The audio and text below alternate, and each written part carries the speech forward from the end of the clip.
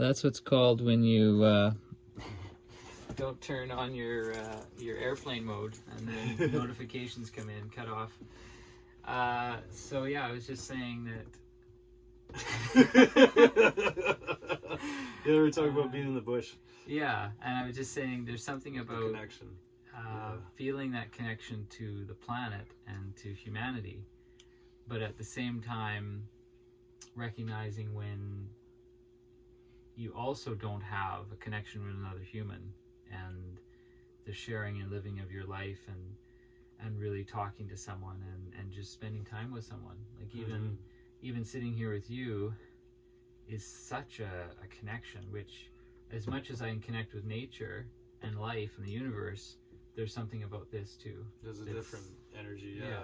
When interacting with another person, that's kind of, it's more exciting. Yeah. Things happen. Well, and it's like you... Verse. Nature doesn't really talk back that much. It speaks right. in its own I think silent it's kind of way.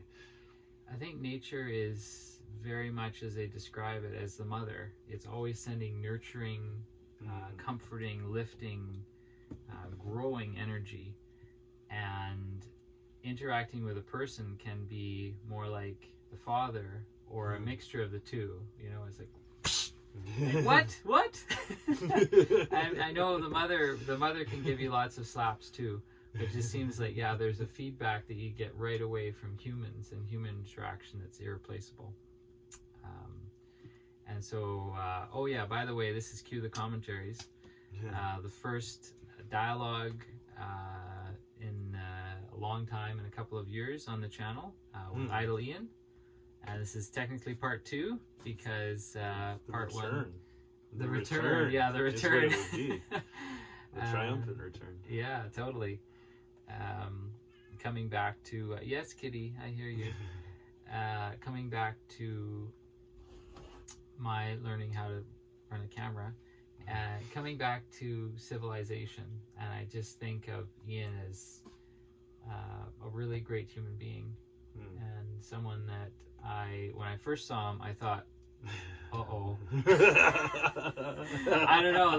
This is a really big dude. I don't know, man. And he's got spiky hair and this really outgoing smile, or is it insanity? And you just kind of came out of nowhere into the picnic I was at, and I didn't know where you came from or how you got there or anything. And you're kind of talking a bit, but at the same time you're being pretty quiet. Yeah. And you like whip out this tackle box of beads and you start like beading bracelets and then handing them out to people. And I thought, oh God, if this guy, loses his mind, I'm gonna have a handful giving me. I don't know. How do you break the ice? Oh yeah, get the jewelry kit. It was great. And then you just said, "Hey, I love to pick fruit. Can I just come occasionally and pick some fruit?" And I thought, well, that seems like a good way to get to know you better and just keep an eye on you. And we hadn't really talked a lot, but then I started to understand, like, you were coming back to interact more with the daily life of society a little bit, and dealing with a group of people in a community and having that, shake up, as well as revealing yourself, like making yourself vulnerable and revealing. Like, now I had no idea when I first met you, like now knowing that you like run your own business and you're an artist and you're a mechanic and you're a metal worker and you've got just open up the wallet. I don't know. I had a lot of dreams, man. Yeah, incredible. And if I had advice, it's dream big, because you can do everything you put your mind to, be it businesses or anything. So would you say that's really allowed you to gain all the talents that you've found? It was goal setting for sure. Okay. This is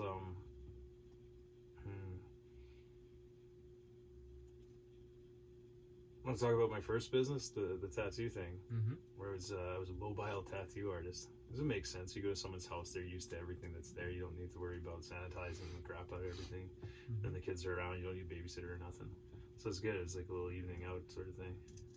Interesting. So started doing that, just weekends and evenings. I was working at a factory, and it was just boring, man. It was like soul-crushingly boring. If it wasn't for all the other people I worked with that were bound and determined not to have their souls crushed by the boredom either.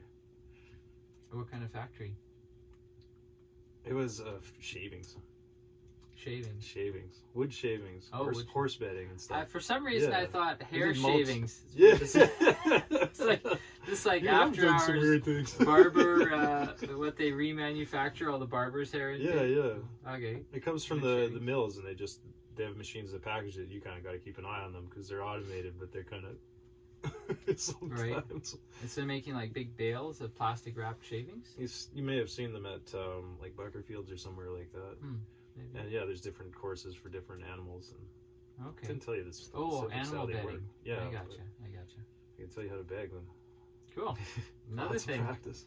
That was a good job too. You like upper body strength because you took the bags and you were stacking them all day. Cool.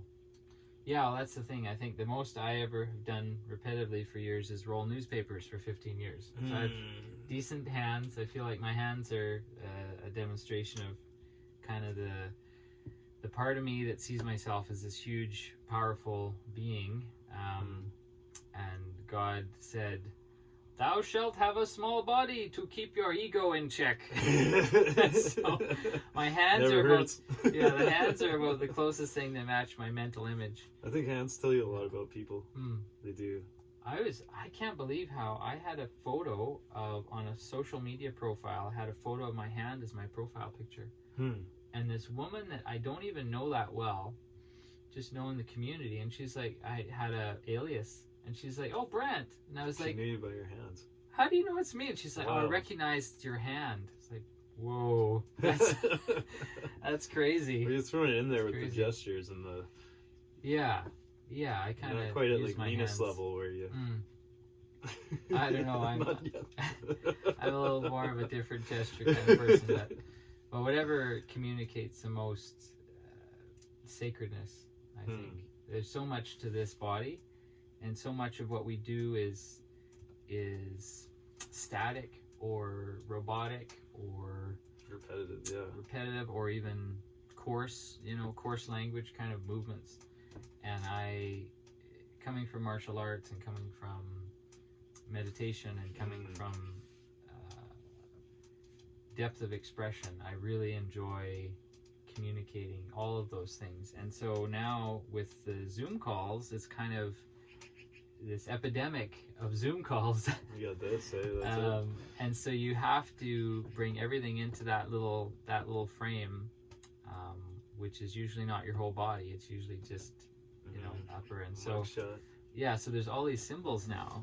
It's like there's this where you're like, I'm in, I'm experiencing what you're experiencing, and then there's twinkle fingers to say like I resonate, and then there's like, touching your heart to say, this is, I connect with my heart to that, and then there's like all these things these gestures and whatnot that have proliferated through the Zoom epidemic, and it's anything that builds communication to me is a thing. Like I've been wanting to do a video with you forever. Actually, I'm kind of excited this became 2 parts because one part wouldn't have been enough for me to really to have a start. And I find that these opportunities to communicate are so precious, and we don't realize how precious they are. Because like this is life. This is your prophecy, Brent. That's what it is. You say you're running out of time. I think that I have the message, and I get such strong intuitive messages, and I want to, and I'm interested into, and I enjoy listening closer to my intuition. My intuition says you have only so much time.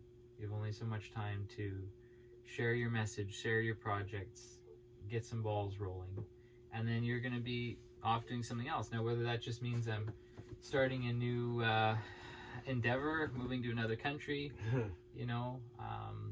or moving on to a new life, I'm not sure. But it's this certainty that we can't waste time. We really can't. My teacher's teacher said that in the 10 Commandments, thou shalt not kill, is referring to the time of the Spirit. Because that is what is immeasurably valuable and irreplaceable. Because that is what we shouldn't take away from others, and we shouldn't take away from ourselves. And no, I'm not pointing any fingers. I'm just saying. Yeah, it's like the time of the Spirit is the number one thing that humanity cannot waste. And right now, we're and it's weird because I really like to do things that are not always, like building bridges, feeding the hungry, changing world peace. Sometimes I think it's great to play a game, and sometimes I think it's great to just relax and not worry, because that worry takes me away from my spirit. I don't need to have concern, because man, this universe just keeps on ticking. Even if we figure out some way to blow up this whole galaxy, there's a whole lot of other ones. Creation's vast, and it just keeps ticking along, and it's this. Your karma is to get put back in. Yeah. You can't yeah. get out that way. No, you can't get out. You can just learn to appreciate and enjoy. I'm sorry, I'm probably talking too much. It's just so great to recognize these things that we have. I find, there's so many people, just to have someone sit there and listen, it's just almost foreign to them sometimes. And then like people start spilling their guts to you, and then you know this whole other side of people that you didn't before. Yeah. It does tie into your communication. I guess I see you out there. Putting out the effort to say, come on over to the cookie. Yeah, well, it's. I was just saying to someone about the challenge. The paperweight and the anchor. Yeah. It's such a question to continually say, like, is my energy changing? So I'm like being needy and begging and grasping out, which is going to push people away, which is based in the source intent of fear and lack, and is that going to interfere with the flow of life? Yeah, you have to be very careful with those thoughts. Right, but also bring in lack.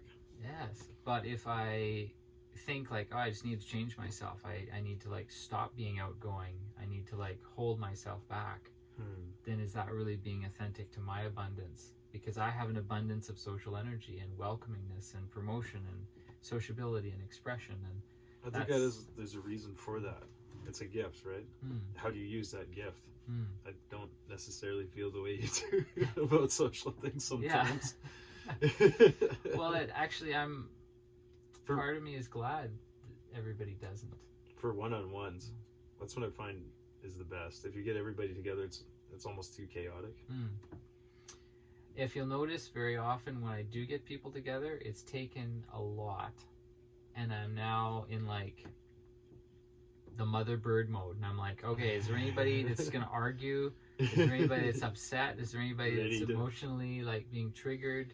Is everybody got their food? Is everybody?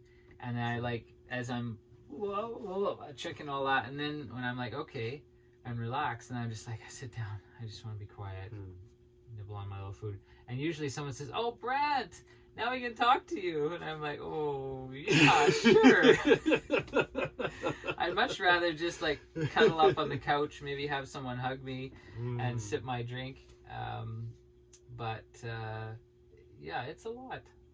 I've spent a lot of years wanting to bring people together, and now just feeling like my place is more to be in the background, and yet in another sense, however you want to attribute it, Capricorn, the mathematical 8 birth path, however you want to put it, I'm always going to be kind of at the front of the ship in some way. Even if you don't see me, I'm there beating against the waves, the prow of the ship, moving ahead. It's interesting because it's like the ship doesn't move any faster because you're there. The waves don't beat any harder or less hard because you're there.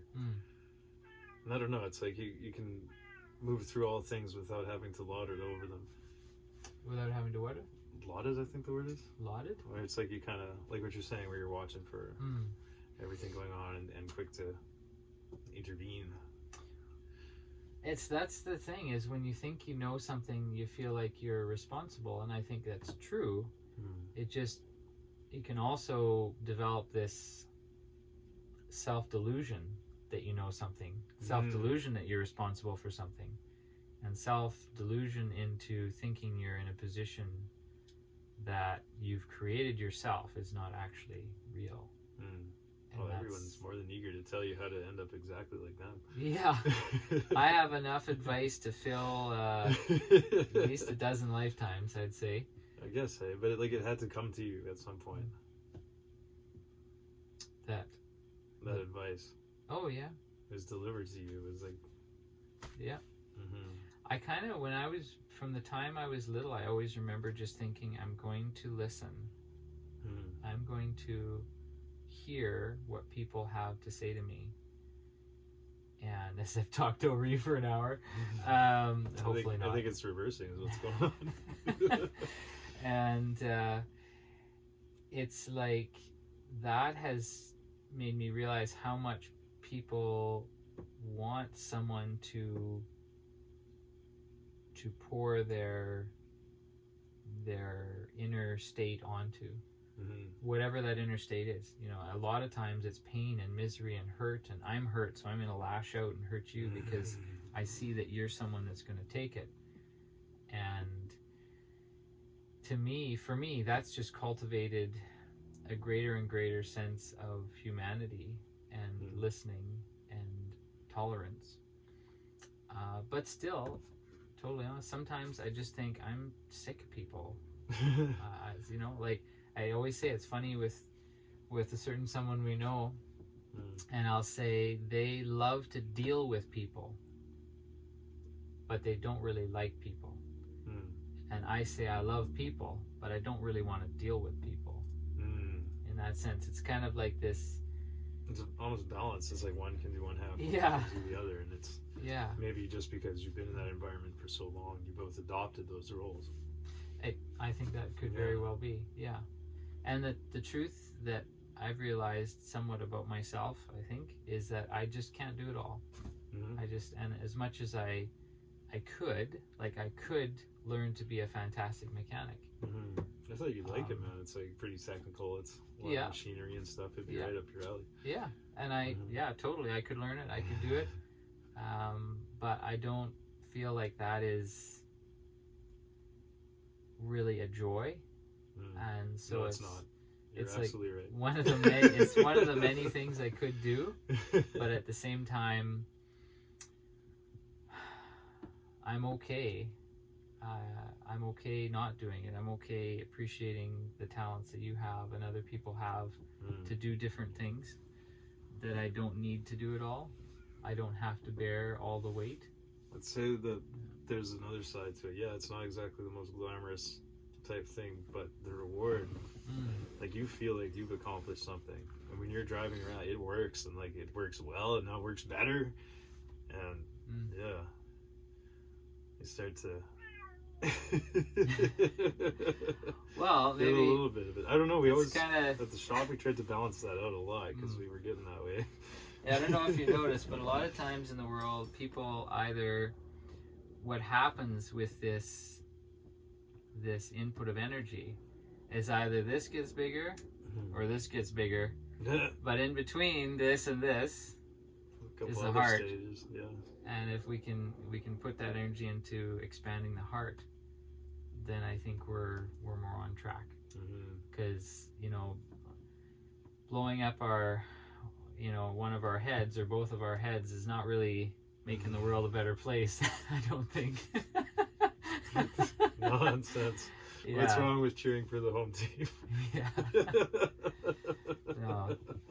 Is there anything you want to speak to on the planet that the portion of the planet that you see asleep and that you'd like to have wake up?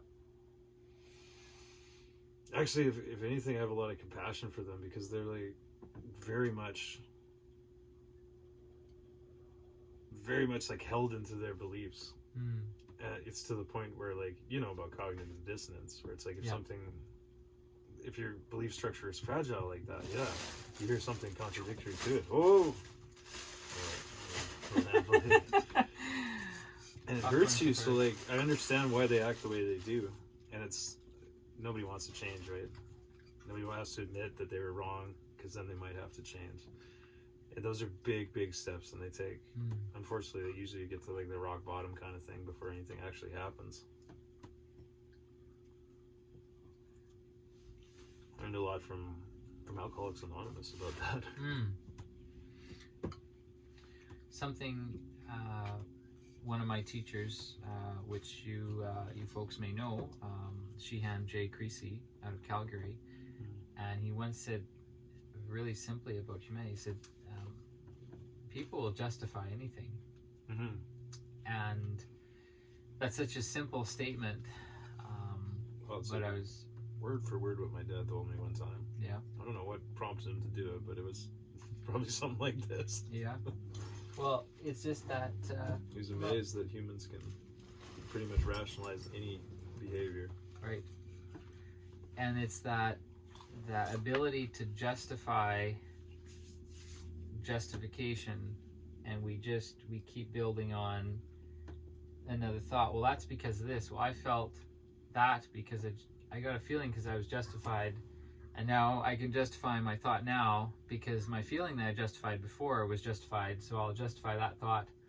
But now, I mean, someone's saying something different, but they got to be wrong because I'm justified. And it's like it's built up this whole segment. It's not just a couple steps to cognitive dissonance, to think about the shape of the world being our responsibility and the things that are happening being up to us to change. A lot of people are very quick to give up that power, though. Oh, so quick. You can see that very clearly.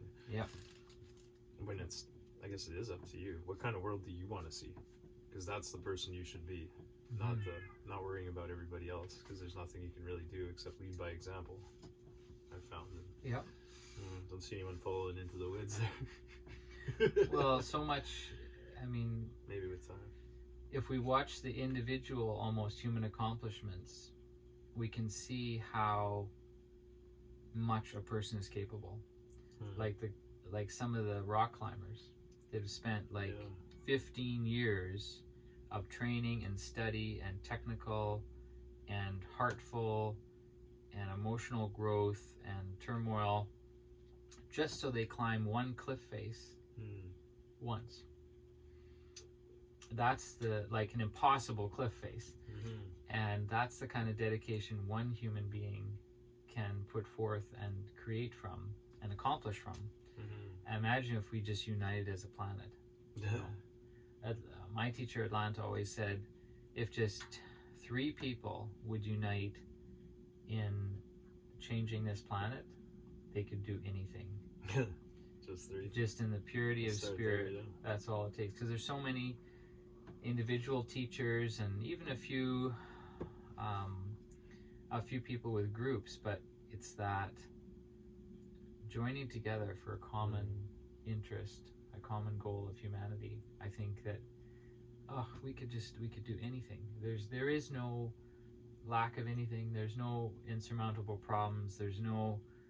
We don't have to worry about going back to the dark ages to save the environment or ending the economy in order to have abundance, or somehow shoot a bunch of bad guys to end child trafficking and violence. It's just about this.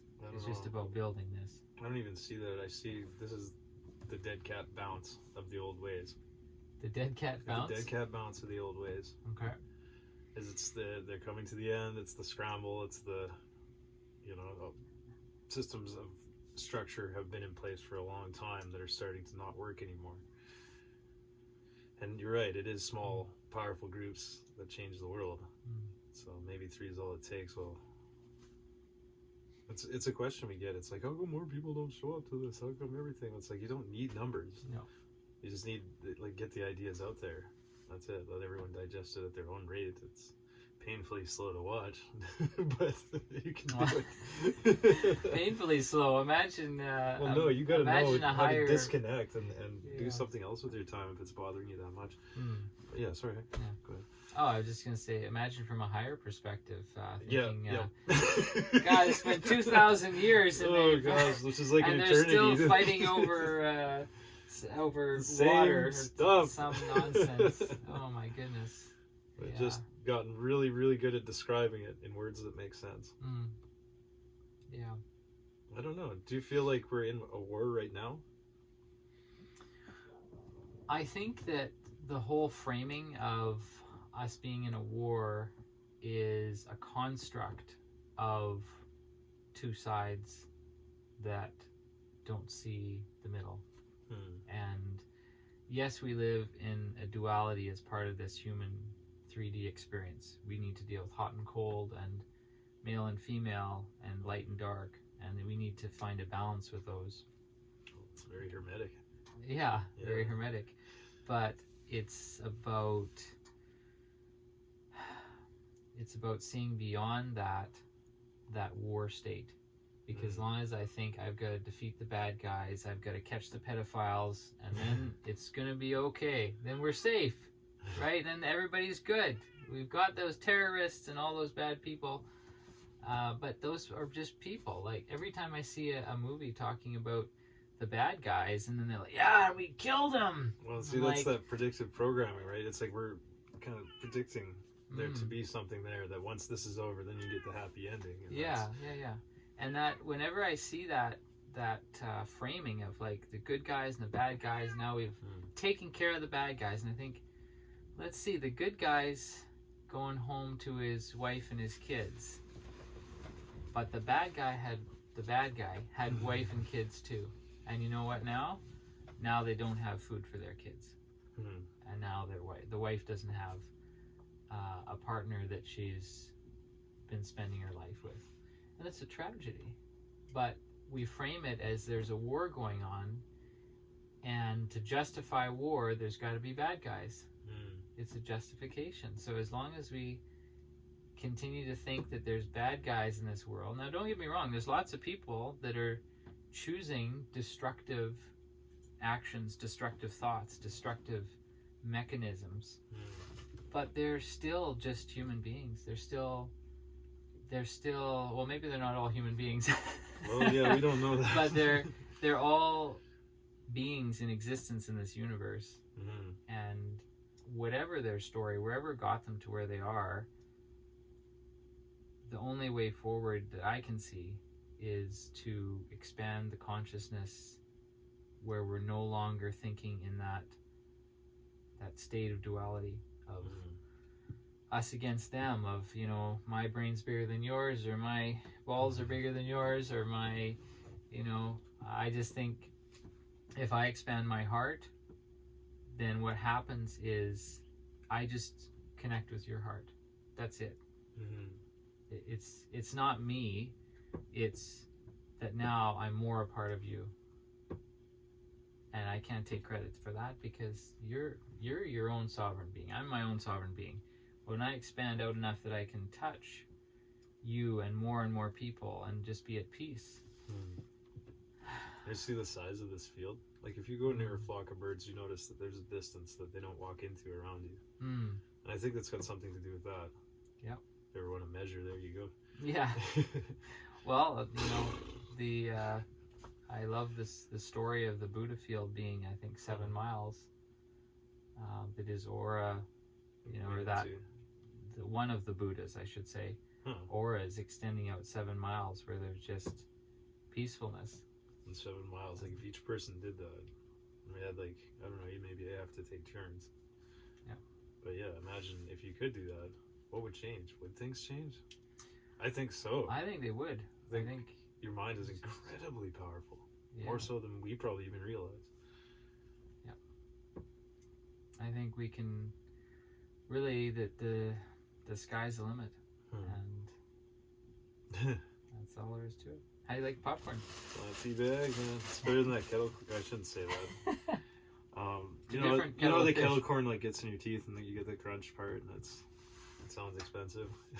Sounds expensive, yeah. You don't get that. Well, this was my first experiment in my popcorn maker. Oh, is it vegan? Of course it's vegan. Salt and nutritional yeast and olive oil, but don't use olive oil. No, it's too strong of flavor. Yeah. Thanks, man. Thank you. Thanks awesome. for coming by. Yeah, no, my pleasure. You're the second visitor here. Oh yeah, today or never? I'd like to come inside. Oh, I see. Nice. I can actually stay for any length of time. I'm not comfy. Yeah, I like third. Sorry. I like third even better. 3's your number. So. Yeah. 3's my number. Thanks, everyone. More videos coming your way, slowly but surely, as we work. Obviously, I live with this man, and that's why I am 7 feet away. Camera perspective. But my hope is certainly that at one point we look back on this and laugh at it. Oh. Of the ridiculousness of we will. our trials in this time. We will. It's a part of a stage of human growth, and I'm grateful that we're going through this planetary experience in much more comfort than we have in the past. And demonetized. Yeah. Indeed. All right. Yeah. That was awesome. Thank you. 40 minutes. Yeah.